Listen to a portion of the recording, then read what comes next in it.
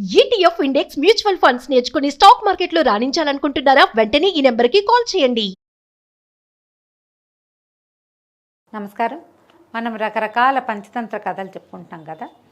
ఇవాళ ఒక తమాషా కథ చెప్తాం. పూర్వమట ఒక ఊర్లో మణిభద్రుడని ఒక ఆయన వ్యాపారస్తుడు ఉండేవాడు. ఆయనకి సంపదలన్నీ కోల్పోయాడట. వ్యాపారాల్లో నష్టం వచ్చింది. తర్వాత సముద్రం మీదకి నౌకలు పంపిస్తే ఆ నౌకలన్నీ మునిగిపోయినాయి. ఏమీ లేకుండా అయిపోతుందట. ఆయనకి విసుగు పుట్టేసింది. వ్యాపారం నడవటం లేదు, ఆస్తుపాస్తులన్నీ కరిగిపోతున్నాయి, మెల్లిగా అప్పుల పాలైపోతున్నాము, ఏం చేయాలో తెలియకుండా ఉంది. ఈ దుస్థితులు నేను సూసైడ్ చేసుకోవాలనుకున్నట్ట. ఆత్మహత్య చేసుకుందాము, అనవసరము, మనం సక్సెస్ కాని మనుషులు ఉండకూడదు, ఒక్కొక్కళ్ళకి ఒక్కొక్క భావాలు ఉంటాయి కదా. ఆయన అలాంటి భావాలకు లోనయ్యి రేపు తెల్లవారే వెళ్ళి నదిలోనో చెరువులోనో మునిగిపోవాలని అట్లా భావించాడట. అయితే ఈ మణిభద్రుడి తాలూకు పూర్వం వ్యాపారులు అంటే వాళ్ళ నాన్న తాత వీళ్ళందరికీ చాలా అద్భుతమైన దేవతారాధన అది ప్రాక్టీస్ ఉండేది. దేవతారాధన చాలా బాగా చేసేవాడు. మణిభద్రుడు కూడా దేవతార్చన చేసేవాడు, వాళ్ళు ఇంకా తీవ్రమైన అర్చన చేసేవాడు. అయితే ఏమైంది, ఈయన నిద్రపోతూ ఉంటే రాత్రి పడుకున్నాడు. రేపు పొద్దున్నే లేచి ఇంక చెరువులో మునిగిపోదాం ఇలా ఆలోచిస్తున్నాడు. ఈయనకు ఒక కళ వచ్చిందట. ఈ కళలో ఎవరు కనపడ్డారు? ఒక గంధర్వుడు లాంటి ఒక వ్యక్తి ఏం చెప్పాడంటే, ఓ నా అబ్బాయి, నీ తాత తండ్రులు ఇదివరకు ఆర్జించిన పద్మం అనేటువంటి నిధిని, నేను పద్మనిధి ఇలాంటి పేరు వినుంటారు మీరు. ఈ మా నిధులు ఉంటాయి కదా, నవనిధుల్లో పద్మనిధి అనేది ఒక ప్రత్యేకమైన నిధి. ఈ పద్మనిధిని ఈ పద్మాన్ని నువ్వు అవైల్ చేసుకోవచ్చు. ఎందుకంటే మీ తాత తండ్రుల వల్ల చాలా పూజింపబడ్డాను నేను. మీకు ఈ యొక్క వ్యవహారం మీకు దగ్గర నడుస్తుంది. పద్మనిధి మీకు లభించే అవకాశం మీ ఇంట్లో ఉంది. కాబట్టి నువ్వు ఒక పని చెయ్యి. రేపు ఉదయం లేవగానే వాకిట్లో నిలబడు. ఒక జైన క్షపణకుడి రూపంలో నేను వస్తాను. జైన క్షపణకుడు అంటే జైనిజం అప్పుడు తీవ్రంగా ఉంది. బుద్ధిజము జైనిజము రెండు జాతులు నడిచేవి, రెండు మతాలు మన దేశంలో. ఈ జైనులు ఏంటంటే ఇంచుమించు దిగంబర సన్యాసులుగా ఉండేవాళ్ళు. నోటికి గుడ్డ అడ్డం పెట్టుకునేవాళ్ళు, మన వల్ల సూక్ష్మక్రిమిలు ఇవి చనిపోకూడదని. దిగంబరులుగా ఉండేవాళ్ళు, బోడి తలలు, చిన్న వస్త్రం అంతే. భిక్షకు వచ్చేవాళ్ళు. ఇవాళ పొద్దున్నే జైన సన్యాసి స్వరూపంలో, క్షపణకుడి స్వరూపంలో కనపడతా. నువ్వు లాఠీకర్ర దగ్గర పెట్టుకో. నేను కనపడంగానే నేను నెత్తి పగలగొట్టేసి నేను బంగారంగా మారతాను. ఆ బంగారాన్ని నువ్వు స్వాధీనం చేసుకో, నేను నీకు స్వాధీనపడతాను అని పద్మనిధి స్వరూపంలో, అదే గంధర్వ స్వరూపంలో ఉన్న పద్మనిధి ఈ మణిభద్రుడికి చెప్పిద్దాడు. ఈయన చాలా ఆశ్చర్యపోయాడు. అవును, మా ఇంట్లో పద్మనిధి ఉపాసన ఉంది, మా తాత తండ్రులకి పద్మనిధి స్వాధీనం పడిందని అంటారు. సరే, నాకు కూడా ఈ భగవంతుడు ఇలా ఇవ్వడానికి సంకల్పించాడు. చచ్చిపోదామనుకుంటుంటే సంపద వస్తుంది, ఎందుకు కాదనాలని ఈయన సరే సిద్ధంగా ఉన్నాడు. పొద్దున్నే నిద్ర లేచి ఒక లాఠీకర్రని సిద్ధంగా పెట్టుకుని వాకిలి దగ్గర కూర్చున్నాడు. ఎవరు వస్తారో చూద్దామని. ఈ లోపల ఈ పొద్దునే ఈయన భార్య ఏం చేసింది, ముందు రోజు సాయంత్రము ఒక మంగళ అబ్బాయికి కబురు చేసిందట. ఆ ప్రాంతపు ఆచారాలు అయ్యి ఉంటాయి, కాళ్ళకి గోళ్ళు అవి తీసి కాస్త పారాణి పెట్టడం. మరి ఆ ప్రాంతంలో అలాంటి పద్ధతి ఉండేదో ఏమో మరి పిలిచింది. ఒక కుర్రాడు వచ్చాడు. వాడు అమ్మగారికి సేవించడం కోసం లోపలికి వచ్చి అతను కూడా ఇంట్లో ఉన్నాడు. ఈ సమయానికి సరే తెల్లవారింది. ఇది ఎంత పొద్దున్నే జరుగుతాయి ఇవి.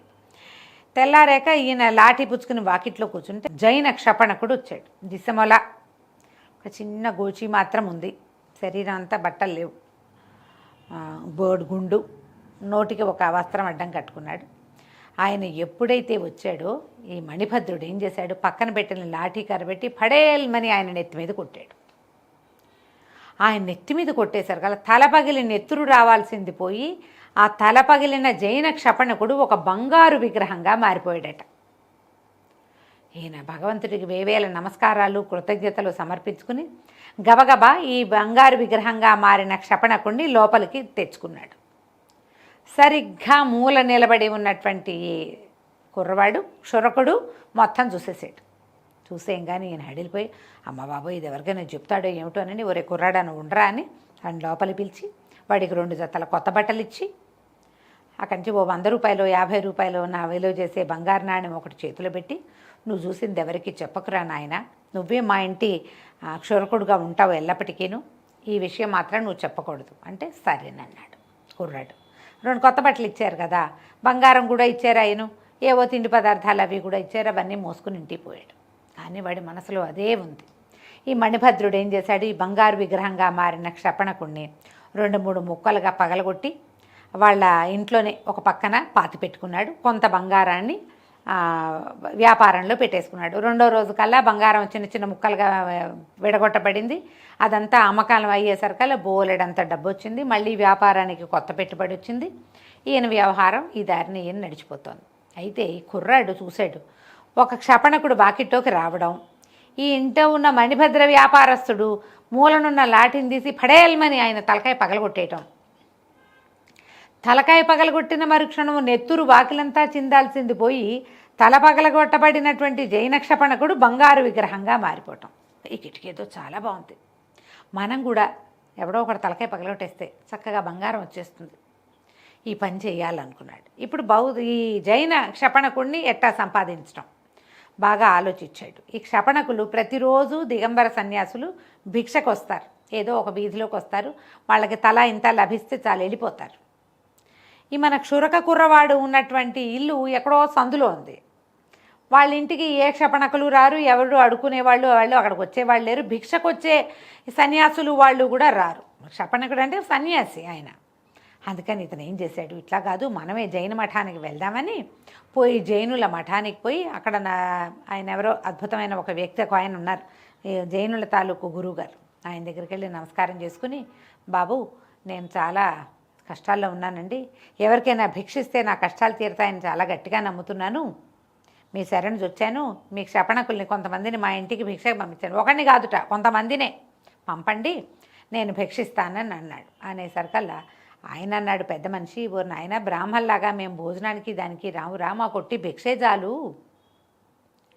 బ్రాహ్మణ భోజనం పెడితే నీ కష్టాలు తీరితే వేరే కథ, అది చేస్తే చేసుకో, ఈ భిక్ష అంటే వాకిట్లోకి వచ్చినప్పుడు ఒక గుప్పెడు పెట్టడమే, ఇంతమంది ఎందుకురా నీకు అంటే, కాదండి నేను అట్టాగే దండం పెట్టుకున్నాను, నాకు ఇట్లా కొంతమందికి భోజనం పెట్టాలని ఉంది, నేను భిక్ష పెడతాను, మీ వాళ్ళందరినీ పంపండి అంటే సరేనని ఒప్పుకున్నాడు. ఆయన ఏదో అడుగుతున్నాడు కదా అని అక్కడి నుంచి వీడి ఇల్లు వాకిలి అడ్రస్ విలాసం అన్నీ కనుక్కున్నారు.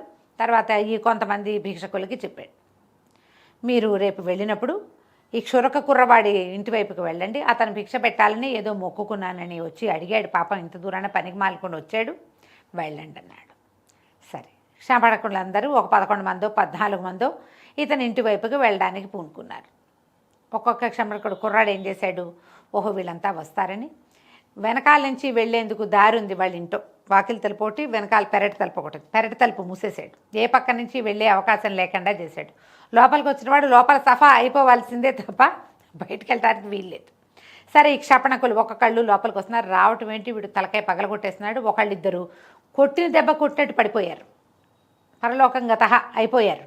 కానీ ఈ కొంతమందికి వీడికి కుర్రాడి శక్తి కంటే బలమైన వాళ్ళు పొడుగైన వాళ్ళు ఉంటారు కదా, వాళ్ళకేదో అదాటిని దెబ్బ తగిలింది కానీ తలకాయ పగిలింది కానీ చావు రాలేదు.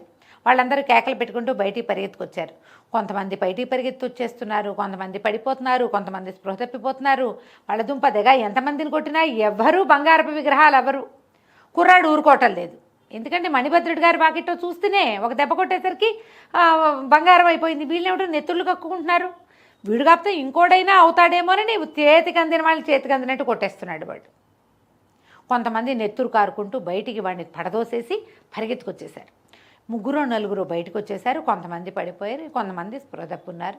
ఈ లోపల ఇంకా ఈ కార్యక్రమం కొనసాగుతుండగా ఈ నగర రక్షకుడు ఒక ఆయన ఉంటాడు, ఆయన గుర్రం మీద ఆ పక్కకి వెళ్తే ఇట్లా కేకలు వినపడుతున్నాయి, ఎక్కడి నుంచో చావు కేకలు లేను, ఏమిటి కేకలు వినపడుతున్నాయని తన సైనికుల్ని కొంతమందిని చూసి రండి, చుట్టుపక్కల సందుల్లో గొంతుల్లో ఏదైనా గొడవ అవుతుందో ఏమిటో, ఏదో రచ్చ జరుగుతోంది నగర మధ్యమంలో చూడండి అన్నాడు.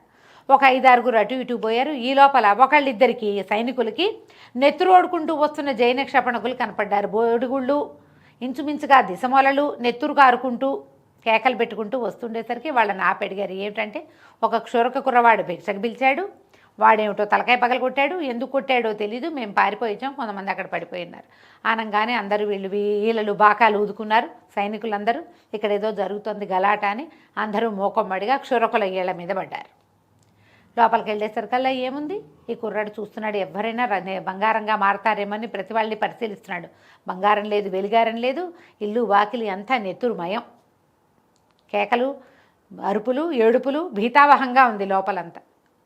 ఈ నగర రక్షకుడు ఆశ్చర్యపడి, నీ దుంపదేగా ఎందుకురా ఇంతమందిని కొట్టావు, వాళ్ళేం చేశారు, వాళ్ళ దారిని వాళ్ళు భిక్ష అడుగుతారు, పెడితే పెడతాను, నువ్వు పెట్టకపోతే మానేయి, వాళ్ళు మళ్ళీ ఏమీ అన్న కూడా అనరు, వాళ్ళ దారిని వాళ్ళు పోయేవాళ్ళు కదా అంటే. కుర్రాడు అన్నాడు, ఎవరు బంగారంగా మారలేదండి. ఆయన ఆశ్చర్యపడి, బంగారం ఏమిటిరా, ఏం మాట్లాడుతున్నావు, అసలు వీడెవరు ఏమిటి అని చుట్టుపక్కలంతా కనుక్కున్నారు. మామూలుగా అయితే వీడు మామూలు వాడే, మణిభద్ర వ్యాపారస్తుడి ఇంటికి పనిచేయడానికి కూడా వెళ్తుంటాడు వాళ్ళ ఇంట్లో. ఏమిటి అని నిలదీసేసరికల్లా అప్పుడు కుర్రాడు చెప్పాడు, నేను వెళ్ళేసరికి వాళ్ళ ఇంట్లో మణిభద్రుడు ఒక జైన క్షపణకుడి తలకాయ పగలగొట్టాడు. ఆ పగలగొట్టబడిన జైన క్షపణకుడు బంగారు విగ్రహంగా మారాడు. అలాగే అవుతారని నమ్మి వీళ్ళందరినీ రమ్మన్నాను, ఎంతమందిని కొట్టినా ఎవడూ మారలేదు, అందరూ ఇట నెత్తురు ఓడుకుంటూ కూర్చున్నారు అనేసరికి ఆయన వాడిని గట్టిగా కేకలేసి ఈ క్షపణకుల్లో చచ్చిపోయిన వాళ్ళని పంపించి అవతలకి ఆ బతుకున్న వాళ్ళందరికీ కట్లు కట్టించి ఈ కుర్రాన్ని చెరసాల పడేసి మణిభద్రుడు గారిని రప్పించారు. ఏమిటినైనా నీ సంగతి అని. అప్పుడు ఈ మణిభద్రుడు చెప్పాడు, నాకు ఇలా సూసైడల్ ఆలోచన వచ్చినప్పుడు నాకు పద్మనిధి ఇట్లా కళ్ళలో కనపడింది, క్షపణకుడు అనే అవతారంలో వచ్చాడు, పద్మనిధి స్వరూపం అట్లా కనపడింది, నేను అది పగలగొట్టాను, ఒక్క చుక్క నెత్తురు రాలేదు, అంతా బంగారుగా మారి మా ఇంట్లో దాచిపెట్టానని ఈ శరీరవయవాలుగా ఉన్న బంగారుని చూపించాడు. అది నిజం. ఇక చేసేదేముంది, వాడు పాపం అమాయకుడు ఇట్లా చేశాడని ఏదో కొద్ది రోజులు జైల్లో ఉంచి వాడిని వదిలిపెట్టారు. ఈ క్షపణకులందరినీ కూడా కాస్త రిపేర్ చేయగలిగిన వాళ్ళని కట్లు గిట్లు కట్టించి పంపించారు. ఇది చూడండి, మనం ఒకటి చూసి వాళ్ళు చేశారని మనం చేయకూడదు ఎప్పుడు కూడా. ఎవరైనా చేస్తే దానికి పూర్వాపరాలు ఏమిటి, ఇందులో పూజలు, యజ్ఞాలు, క్రతువులు, హోమాలు అన్నీనండి, వ్యాపారాలు కూడా. వాళ్ళు చేశారు, వాళ్ళు సక్సెస్ అయ్యారు, నేను చేస్తాను అనకూడదు. దానికి పూర్వాపరాలు తెలియకుండా ఎప్పుడు ఏ పని చేయకూడదు. ఆఖరికి డబ్బులు మదుపు పెట్టడం లాంటివి కూడా. మనం ఇప్పుడు ఎంత పొరపాటు చేస్తున్నామండి, ఎవరో పిలుస్తారు, ఒక మాట చెప్తారు, ఇక డబ్బులు పెడితే 1000 పెడితే 10,000 వస్తుంది, ఈ పని చేస్తే 10,000కి 1,00,000 వస్తుంది, 1,00,000కి 10 లక్షలు వస్తాయి అని చెప్పి మనని ఎన్ని మోసాలకి గురి చేస్తున్నారు. ఇప్పుడు ఎన్ని రకాలుగా మోసపోతున్నామో, అసలు డబ్బు పరంగా ఎన్ని మోసాలో. వాళ్ళు ఎవరికో మంచి అవకాశం వచ్చింది, మాకు కూడా వస్తుందని వాళ్ళని ఆశ్రయించడం, వాళ్ళకి వీడేం ఓడి గుండు చేశాడో తెలియదు, మనకి మధ్యవర్తులని నమ్మటం. ఎప్పుడూ పూర్వాపరాలు తెలియకుండా ఏ క్రియ చేయకూడదని చెప్పడం కోసమే ఈ కథ చెప్పబడింది. వీటిని నిజ జీవితంలో వాడుకోవాలి, సందర్భానుసారంగా చెప్పాలి పిల్లలకి. మనం కూడా మనము సబార్డినేట్స్తో మాట్లాడేటప్పుడు చిన్నవాళ్ళతో మనకంటే మన తర్వాత వాళ్ళకి ఏమైనా చెప్పేటట్టయితే ముందు వెనకలు చూడకుండా పని చేయొద్దు. ముందు వెనకలు చూడకుండా చేసే పనులతోటి అన్ని ప్రమాదాలే తప్పిస్తే సక్సెస్ ఎప్పటికీ రాదని చెప్పడానికి ఈ కథని వాడుకోవచ్చు. కథ కంచికి మనం ఇంటికి.